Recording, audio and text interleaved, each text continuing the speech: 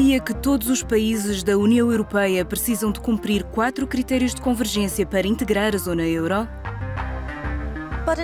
Mas uma lição importante a extrair da crise financeira é de que não se pode deixar de ter políticas económicas fortes apenas porque se entrou para o clube do euro. Essas políticas são precisas para que tenhamos convergência real e sustentável. É quando um país com baixo rendimento alcança um país rico. Queremos dizer o seguinte.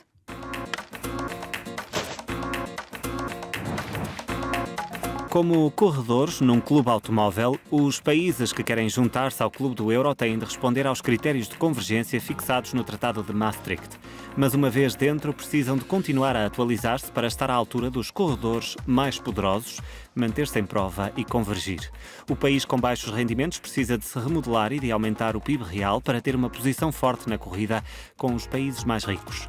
Isso implica uma transformação das instituições fracas e da governança para responder ao poder das instituições dos países ricos, o que aumentará o padrão de vida dos cidadãos para níveis mais próximos de outros membros do clube. A produtividade do país ou a força de trabalho também precisam de aumentar para tornar a economia nacional competitiva. Isto permitirá manter a inflação sob controlo e instalar amortecedores, tornando o país e o clube mais resilientes perante sobressaltos violentos. Portugal é um excelente exemplo dos desafios da convergência real. Depois de caminhar para a bancarrota durante a crise financeira, a economia do país deu um salto e está a crescer mais do que a média europeia. Se considerarmos o PIB per capita do país, mantém-se ainda abaixo de níveis pré-crise. Por isso, precisam de encetar reformas de produtividade, como conta a jornalista Charlotte Kahn, de forma a acompanharem o ritmo dos países mais ricos da zona euro.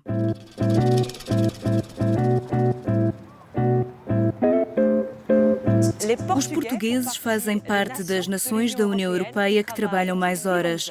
A produtividade é inferior à média dos 28. Este paradoxo levou a um processo de convergência que arrancou a partir dos anos 50 para desacelerar em meados dos anos 90. Foi mais rentável para as empresas investir e para os trabalhadores trabalharem em indústrias não transacionáveis. Claro que também há explicações estruturais em termos do nível de educação. Em média, a população portuguesa tem um menor nível de educação do que outros países europeus.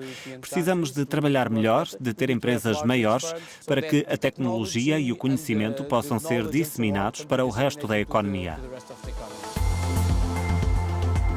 Em Portugal, cerca de um quarto dos adultos não tem um diploma de estudos superiores. Uma falta de competências, em particular no setor digital, impede o país de aproveitar plenamente as oportunidades da nova economia.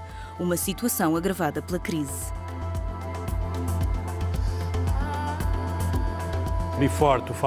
Antes de 2008-2009, grande parte dos nossos estudantes, cerca de 80%, eram jovens como estes. Depois da crise, mudou por completo. Grande parte dos nossos estagiários são pessoas mais velhas. Precisam de desenvolver novas competências para novos empregos. Durante o período mais duro da crise, cerca de 1 em cada 5 portugueses mais qualificados fez as malas. Desenvolver as competências internas tornou-se, por isso, uma prioridade estratégica. Uma aposta que está a dar frutos, como se percebe pelo exemplo da francesa Altran, que abriu um novo centro de conhecimento em Vila Nova de Gaia. Podemos investir em Portugal para criar uma oferta internacional para os nossos clientes, em vez de levar os portugueses para o estrangeiro, importando projetos para Portugal e produzindo a partir do país com talento local.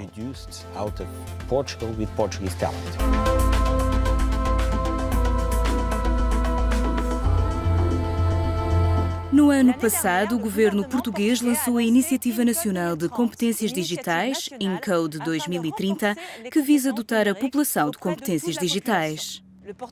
Nação de exploradores, Portugal tenta desta forma transformar-se numa nação de inovadores, numa verdadeira sociedade e economia digitais para apanhar os vizinhos europeus mais avançados. Mas poderão os cidadãos de países como Portugal apanhar realmente os vizinhos ricos? Perguntei isso mesmo ao diretor regional do FMI para a União Europeia. Como é que se pode fazer isso acontecer? Jeffrey, o que trouxe para mostrar o significado de convergência para si? Pensei muito e decidi trazer um livro sobre arte. Nos anos 1400, o arquiteto e escultor Brunelleschi descobriu como dar às pinturas bidimensionais uma perspectiva tridimensional. Isso envolve escolher um ponto no quadro para o qual todos os objetos da pintura convergem. Uma vez que estamos a falar de convergência, trouxe uma pintura muito famosa do Vaticano, a Escola de Atenas, de Rafael Sanzio. O que podemos ver é que todos os pontos convergem para Sócrates e Platão. Na mesma linha, em termos económicos, as pessoas que idealizaram a formação do euro como moeda comum estavam a olhar para o futuro e a ver as economias a convergir à distância. Na verdade, nos últimos anos vimos mais divergência do que outra coisa. O que aconteceu na última década? Houve uma fase de convergência na década de 60, houve outra na década de 90, no caminho para a formação do euro. Durante a última crise, houve divergência significativa. Alguns países foram muito mais castigados pela crise e recuperaram muito mais lentamente do que outros.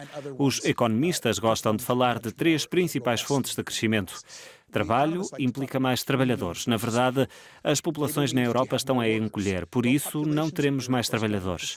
A segunda fonte é o investimento. Há uma recuperação na Europa, mas continua abaixo do pico pré-crise. A terceira é a produtividade. Podemos fazer com que as máquinas e os trabalhadores produzam de forma mais eficiente? Isso será essencial.